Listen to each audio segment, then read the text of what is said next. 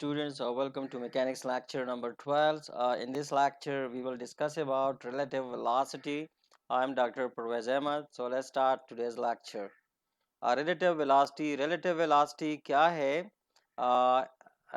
और इसको हम कैसे इस्तेमाल कर सकते हैं और मतलब कि किस किस कंडीशंस के अंदर हमें इससे वास्ता पड़ सकता है.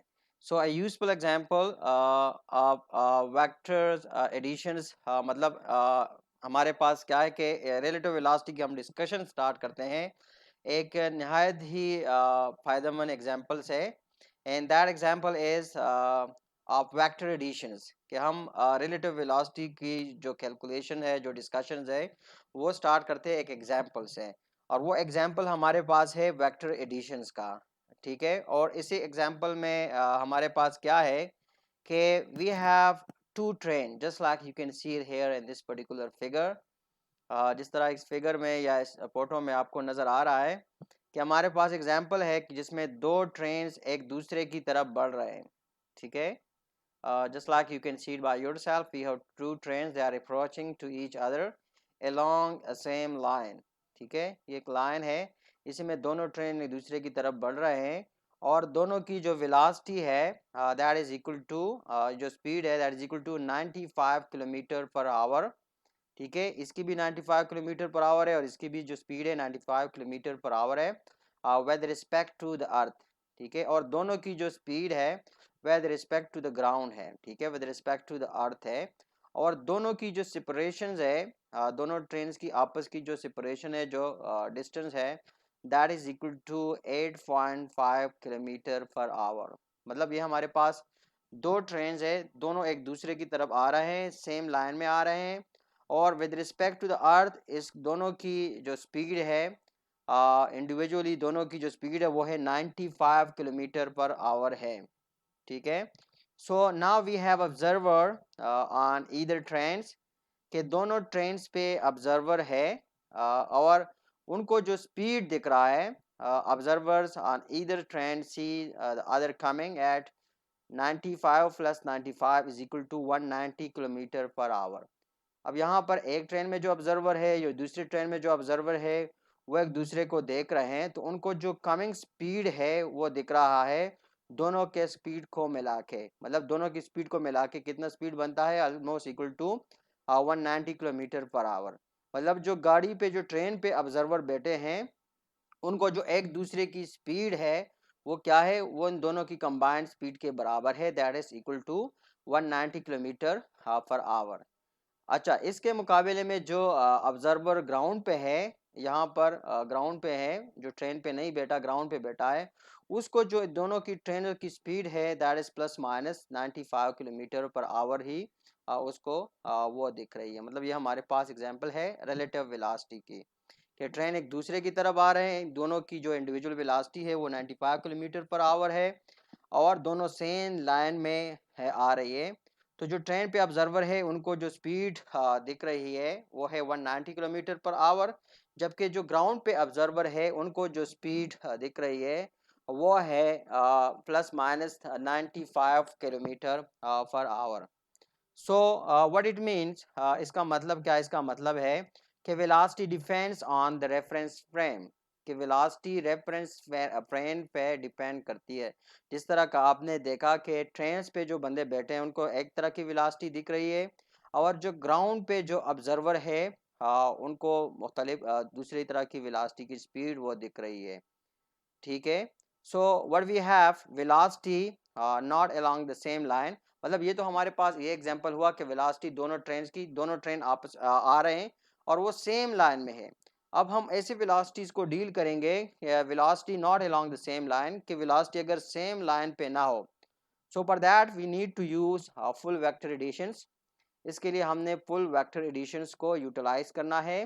एक कॉमन एरर इज एडिंग और सब्ट्रैक्टिंग रॉन्ग वेलोसिटी. एक इसमें जो है जो फुल वेक्टर एडिशन है, इसमें जो आम गलती हमसे सरजद होती है वो ये है कि जब हम क्या करते हैं कि हम जब एडिशन या सब्ट्रैक्शन करते हैं इन वेलोसिटी से, तो इनमें एक नॉर्मल गलती हमसे अकर हो जाती है. ठीक है, जब हम इसको ऐड या सब्ट्रैक्ट करते हैं. So a method to help avoid this, इसी गलती को जो सब्ट्रैक्शन या एडिशंस के दौरान हमसे जो गलती होती है उसी गलती को अवॉइड करने के लिए ज़रूरी है या इसके लिए एक मेथड है कि we should mention proper subscript labelling of the velocity, कि वेलोसिटी को हम प्रॉपरली मतलब क्या करना है, लेबलिंग करनी है। ठीक है, so for that we have to utilise the conventions. उसके लिए हमने क्या करना है कि एक तो फ्रॉम एक कॉमन सी कन्वेंशन वो यूज़ करनी है। वो ये है कि लेट सपोज हमारे पास दो बॉडीज है, ठीक है, उनकी वेलोसिटीज है। So we have to utilize, we have to shown those velocities with a two subscript। ठीक है, हमने इन दोनों वेलोसिटीज को दो सबस्क्रिप्ट के साथ वो जाहिर करना है, शो करना है। फर्स्ट ऑब्जेक्ट हमने इसको शो करना है विद द सबस्क्रिप्ट ओ, और सेकंड जो है उसको हमने रेफरेंस के तौर पे लेना है, and that we have to denote by R, उसको हमने आर से डिनोट करना है। सो जो वेलोसिटीज है उसको हमने नोट करना है वी ओ आर। मतलब ये जो वेलोसिटी को हम डिनोट करते हैं, हम कहते हैं कि नॉर्मली यहाँ पर देखें कि वेक्टर्स मतलब हमें जो फुल वेक्टर एडिशंस हम यूज़ करते हैं तो नॉर्मली हमसे गलती हो जाती है। ठीक है, कॉमन एरर, जब हम वेलोसिटीज़ को ऐड या सब्ट्रैक्ट करते हैं तो हमसे एरर सरजद हो जाती है।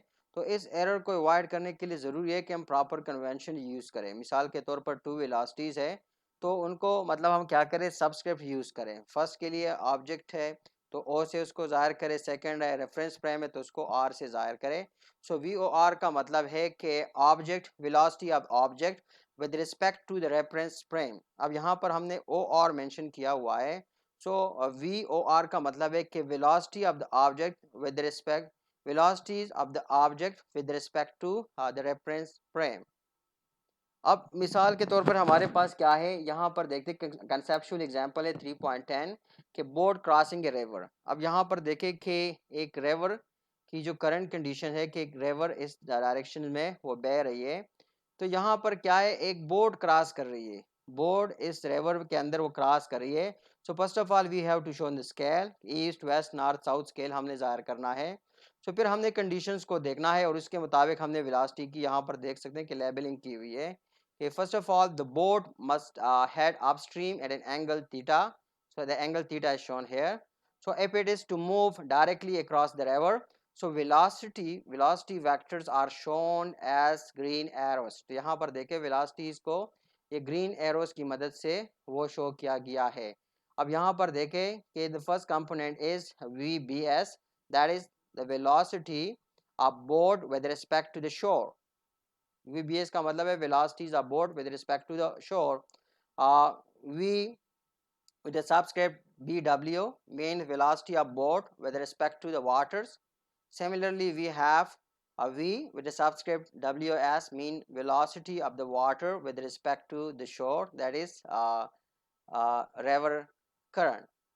ठीक है, सो यहाँ पर ये जो वेलोसिटी है that is the first velocity of the boat with respect to the shore. Velocity of the boat with respect to the shore will be equal to the velocity of the boat with respect to the water plus velocity of the water with respect to the shore। मतलब इन दोनों velocities को हम add करेंगे, so that will be equal to the velocity of the boat with respect to the shore। So be remember the outer subscript on both side or the same, कि जो outer subscript है वो दोनों sides पे वो क्या है, वो same है। and similarly inner subscript और the same, कि inner subscript भी है वो क्या है, वो भी same है। ठीक है, so we can extend this to more than two velocities। इसी condition को हम more than two velocities को भी मतलब उसके लिए भी हम इसको इस्तेमाल कर सकते हैं। और इसकी एग्जांपल हम इस तरह लेते हैं कि suppose to the previous example, कि जो प्रीवियस एग्जांपल बोट वाला गुजरा है इसके साथ ही हम एक और चीज़ सपोर्ट करते हैं, और वो क्या है कि we add a fisherman walking on the boat with a velocity v subscript fb। इसका मतलब है velocity of the fisherman with respect to the boat। कि ऊपर वाले एग्जांपल के साथ हम एक फिशरमैन की भी वेलोसिटी वो ऐड अप कर देते हैं, और इसकी वेलोसिटी को हम नोट करते हैं v with subscript F B mean velocity of the fisherman with respect to the boat.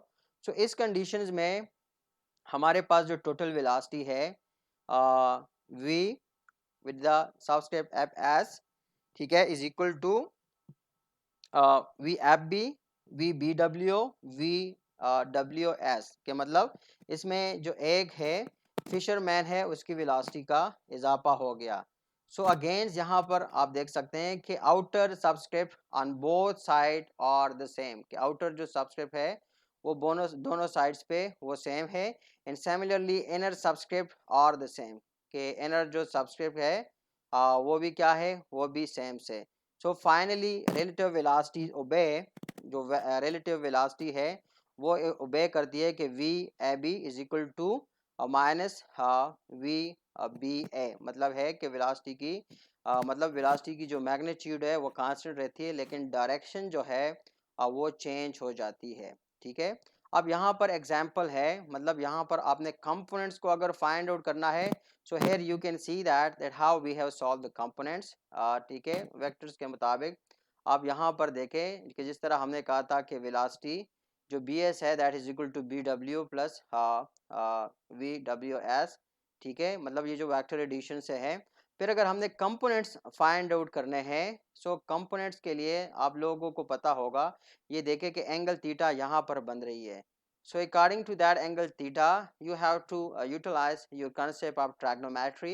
So by that knowledge, you know that the sin theta is equal to VWS divided by VBW. ठीक है, इसके बराबर है। अब इस यहाँ पर आप वैल्यू पुट करें, सो आपके पास थीटा की वैल्यू निकल आएगी, that is equal to this particular term, ठीक है, एक पर्टिकुलर आपके पास थीटा की वैल्यू वो निकल आएगी, मतलब साइन थीटा की वैल्यू निकल आएगी, सॉरी ये साइन थीटा की वैल्यू है, और इसी साइन थीटा की वैल्यू से आप थीटा की वैल्यू निकलवा सकते हैं, so that is equal to this much, okay, ये आपके पास ये वैल्यू है। Similarly you can find out the bs component of the velocity, so that you can do by utilizing again the knowledge of what, the knowledge of trigonometry, that is equal to VRW cos theta, और यहाँ पर आप values just put करें, theta की value आपने already find out की कि theta has this much value. अब ये जो कंपोनेंट है इसकी वैल्यू भी गिवन है यहाँ पर, वी आर डब्ल्यू, ठीक है, ये दिया गया होगा या हमने इसको फाइंड आउट करना है। सो आपने जस्ट वैल्यू पुट करना, सॉरी ये बी डब्ल्यू है, B W is given, that is B W is equal to 1.85 metre per second. सो आपने जस्ट वैल्यू पुट करना है, थीटा की वैल्यू ये फाइंड है, यहाँ पर हमने फाइंड आउट की है, तो उसको यहाँ पर पुट करें, तो वी जो बी एस है, ठीक है, वी बी एस ये वाली जो कंपोनेंट है, that you can easily find by this relation, कि ये हमारे पास horizontal component of the velocity है, and that is equal to V B W cos theta. यहाँ पर जस्ट वैल्यू पुट करें, so you will find the values for that particular component. Similarly हमारे पास है plane with a cross band, एक और example है कि हमारे पास एक प्लेन वो है विद अ क्रॉस बैंड्स वो अप्लाई कर रही है, उसकी जो स्पीड है वो है 20 किलोमीटर, जो पी है मतलब है वो है 200 किलोमीटर पर आवर है टुवर्ड नॉर्थ, और दिन हमारे पास है जो स्पीड ए जी है वो हमारे पास है 100 kilometre per hour from north east to south west, ठीक है। सो हमने वी फी जी जो है, just like you can see it here in this particular figure, अब इस पर्टिकुलर फिगर में आप लोगों को पता है कि यहाँ पर हमने सारे को जो चीज़ें हैं वो यहाँ पर उसको पुट अप कर दी है, कि V P G is basically equal to what, is basically equal to V P A, ठीक है, मतलब यहाँ पर है ये V P A plus V A G, ये यहाँ पर वी ए जी है, फिर मजीद हमने उनको कंपोनेंट में वो डिवाइड कर दिया है। सो यहाँ से हम क्या करेंगे, we have to use the rule of analytical additions, जो एनालिटिक एडिशन है उसके रूल्स को वो हमने यूटिलाइज करने हैं, and we have to compute the component of VPA, कि वीपीए की जो कंपोनेंट है, मतलब ये जो वेक्टर्स हैं इसको मजीद हमने कंपोनेंट्स में डिवाइड करना है, जिस तरह के यहाँ पर हमने किया है कि वीपीए की कंपोनेंट है मतलब इसका क्या कंपोनेंट है वी, सॉरी यहाँ पर है VPA और VAG, ये PA है, ठीक है, और ये हमारे पास AG है।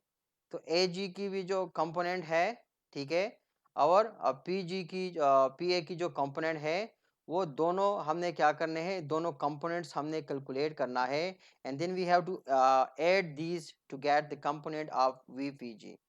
फिर इन दोनों को हमने ऐड करके PG के कंपोनेंट निकाले हैं, and then we have to compute the length and the angle of VPG, ठीक है। फिर हमने उसकी क्या करनी है, लेंथ निकालनी है। So that's all we have for this lecture. Thanks for watching. See you next lecture very soon.